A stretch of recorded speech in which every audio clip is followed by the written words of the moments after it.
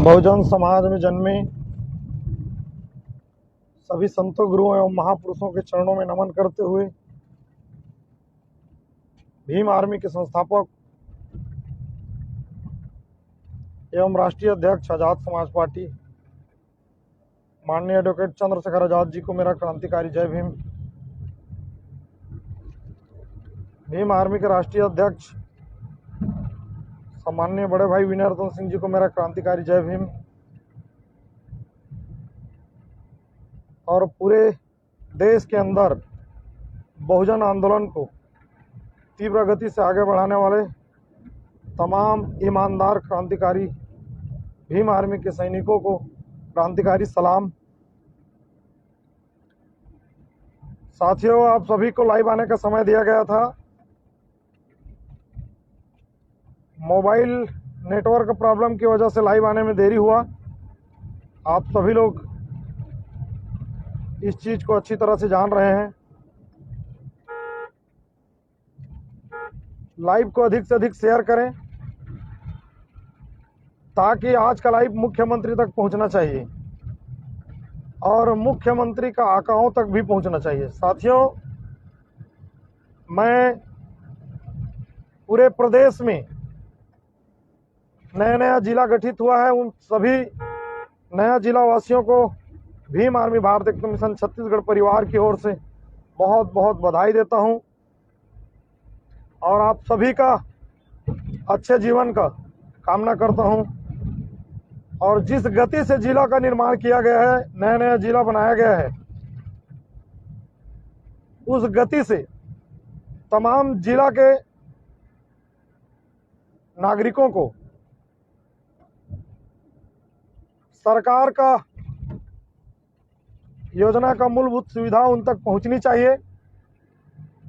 इसके साथ साथ मेरे खुद का जिला जहां मैं रहता हूं, मेरा गृह ग्राम नवगठित जिला सारंगढ़, जो छत्तीसगढ़ राज्य का 30वां जिला के रूप में आज आ चुका है। मैं सारंगढ़ बिलाईगढ़ जिला के तमाम जिला वासियों को, जो पिछले लंबे समय से जिले बनाने के लिए संघर्षरत थे, तमाम प्रकार के संगठन व जनप्रतिनिधियों के द्वारा जो जिला बनाने का संघर्ष जारी था, आप और हम सब की जिले बनाने का जो संघर्ष था उसका सफलता मिल चुका है। हमारे सभी जिले वासियों को एक बार पुनः सारंगढ़ बिलाईगढ़ जिला बनाने का व इस जिले में हर्ष और उल्लास का समय है। आज से हमारा सारंगढ़ बिलाईगढ़ जिला संचालित है। ऐतिहासिक पर्व सारंगढ़ बिलाईगढ़ जिला वासियों के लिए, और इस पर्व को हम मिलकर सेलिब्रेट करेंगे। साथ ही साथ यह जिला का सेलिब्रेशन तब सिद्ध होगा जब जिला मुख्यालय से जुड़े सभी योजनाओं का लाभ ग्रामीण अंचलों को मिलेगी। साथियों, आप लोगों को मैं बता देना चाहता हूं, कल 30वां जिला के रूप में सारंगढ़ जिला को संचालित किया गया माननीय मुख्यमंत्री जी के द्वारा। तो क्या हमें इस देश में बोलने का भी आजादी नहीं है? पूरे छत्तीसगढ़ राज्य में लगभग 2020 की जनगणना के आधार पर छत्तीसगढ़ प्रदेश में 2,94,00,000 जनसंख्या है। तो 2,94,00,000 जनताओं की आवाज को मैं मुख्यमंत्री तक पहुंचाने का प्रयास किया। तो मुख्यमंत्री, कांग्रेस की तानाशाह मुख्यमंत्री भूपेश बघेल ने जैसे ही कल सुबह हुआ, वैसे मेरे घर में पुलिस भेज करके मुझको गिरफ्तार किया गया था। इससे यह सिद्ध होता है कि संविधान हमारे देश पे लागू नहीं है। यदि संविधान लागू रहता, बाबा साहब डॉक्टर भीमराव अंबेडकर जी का लिखा हुआ संविधान यदि देश पे पूर्ण रूप से या सुचारू रूप से संचालित होता तो हमें बोलने का आज़ादी रहता। हम तो सिर्फ घर में बैठ करके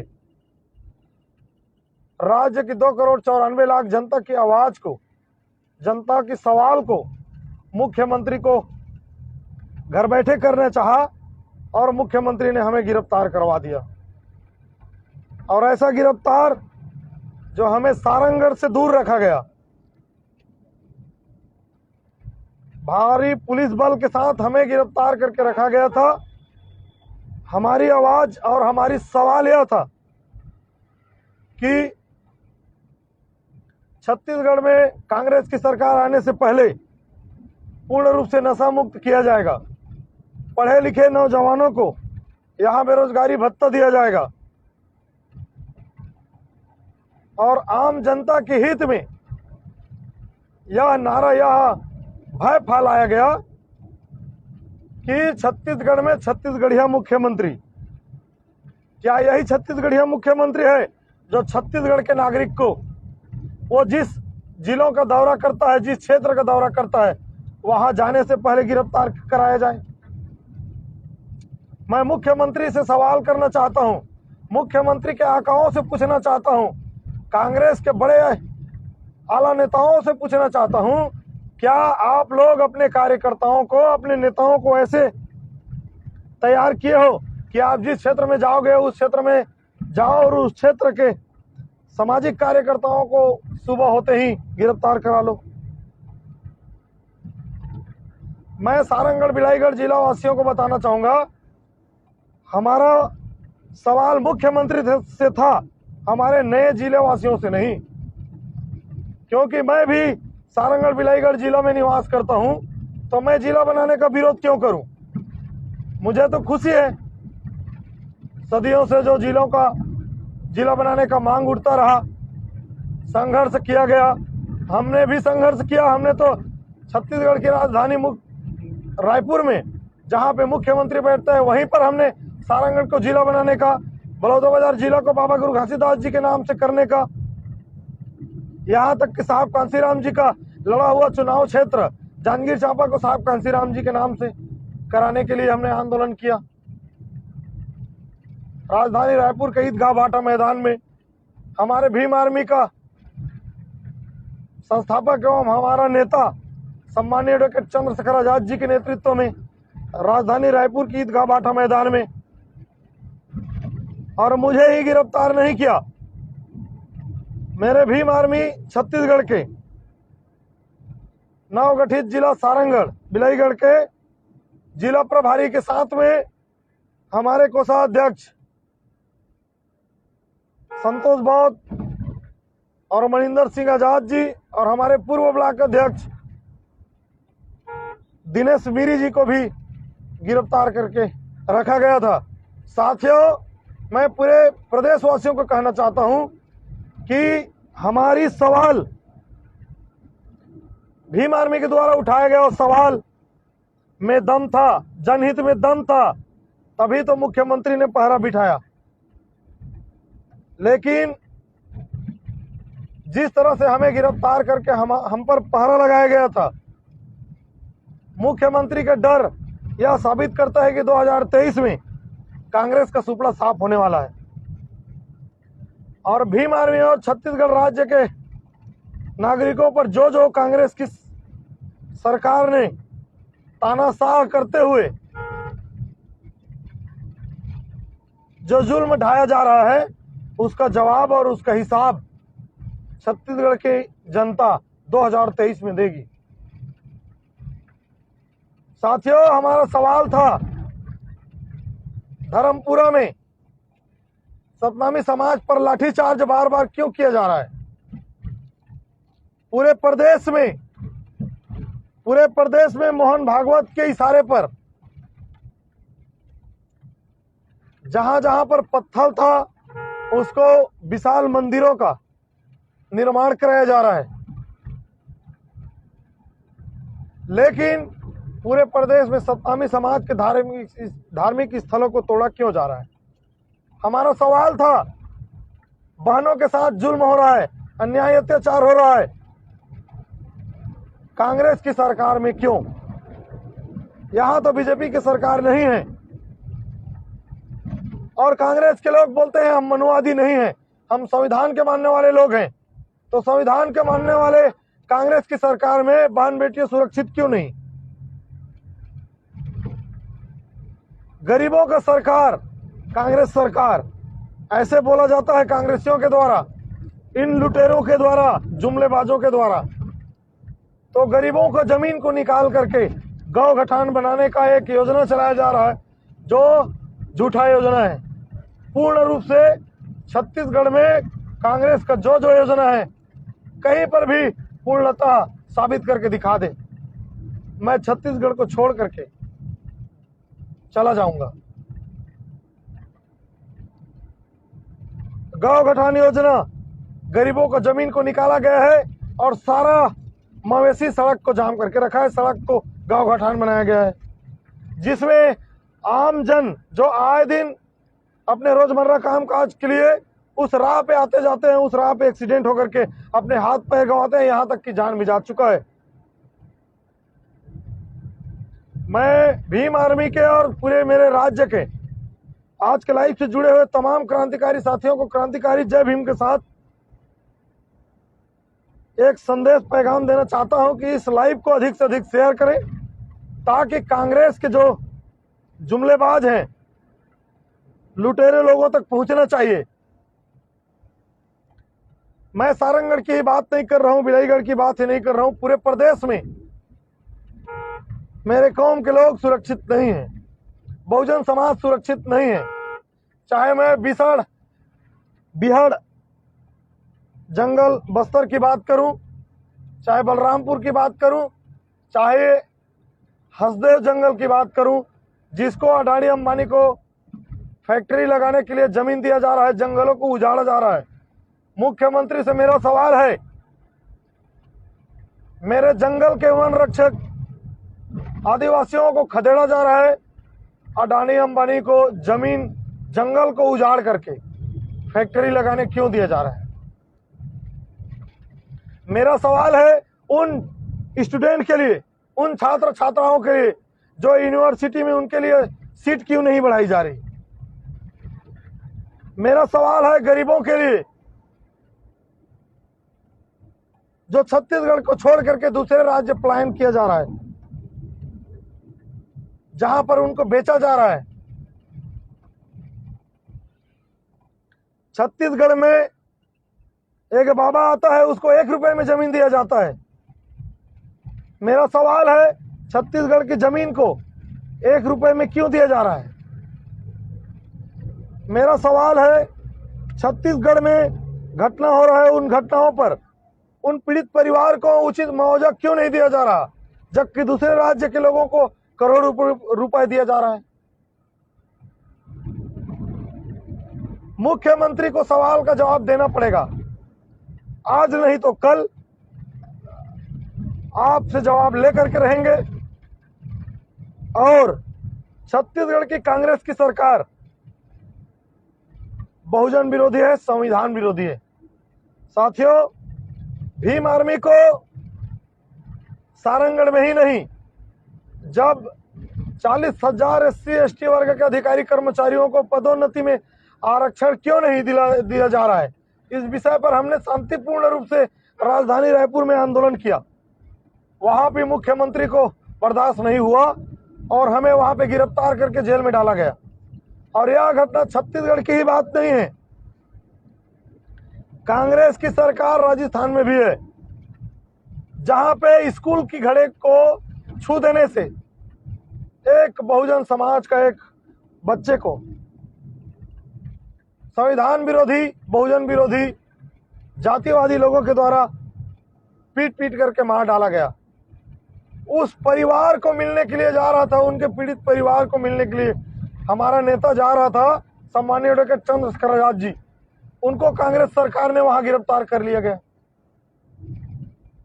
सोनिया गांधी और राहुल गांधी को जवाब देना पड़ेगा आज नहीं तो कल भीम आर्मी के लोग कांग्रेस के नेताओं से जवाब लेकर के रहेगी।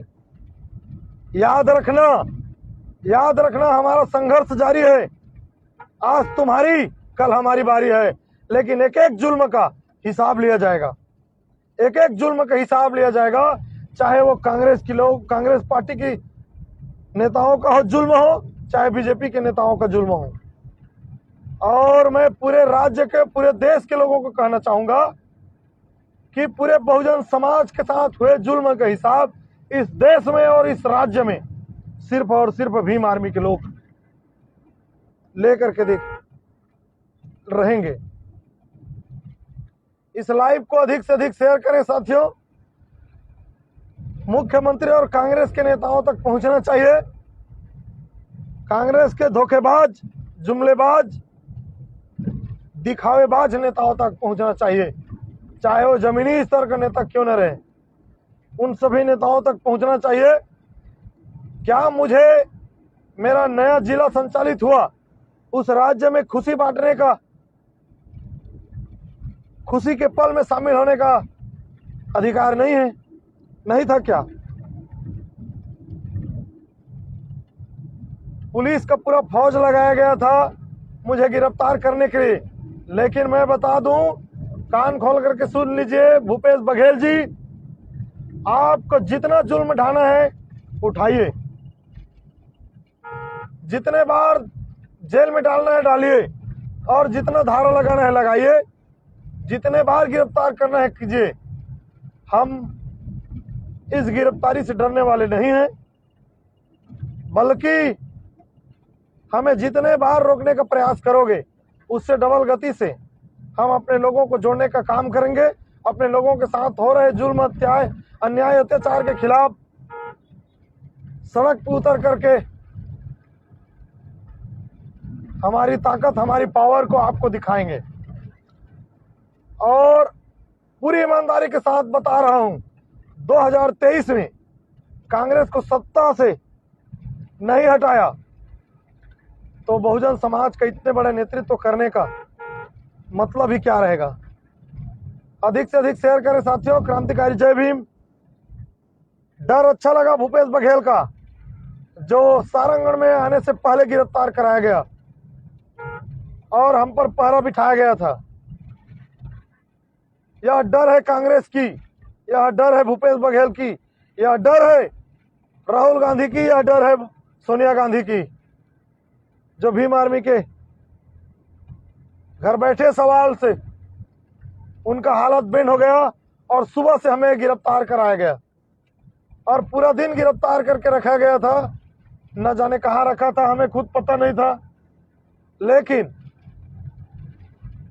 पुलिस के माध्यम से भूपेश बघेल ने जो गिरफ्तार कराया था उसका जवाब उनको दिया जाएगा और यह जवाब भीम आर्मी के अलावा कोई और नहीं दे सकता।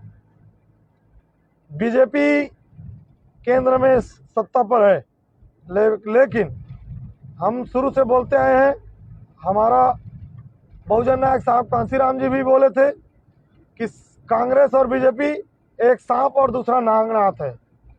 सांपनाथ और नागनाथ इसलिए बोला गया है कि ये दोनों एक है, एक की बारी खत्म हुई तो दूसरी को सत्ता की बागडोर को दिया जाता है।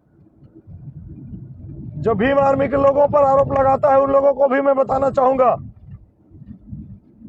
भीम आर्मी के लोगों पर आरोप लगाया जाता था कि ये लोग कांग्रेसी हैं। भीम आर्मी के लोग कांग्रेसी रहते तो क्या भीम आर्मी के मुख्यमंत्री भीम आर्मी के लोगों को गिरफ्तार कराता?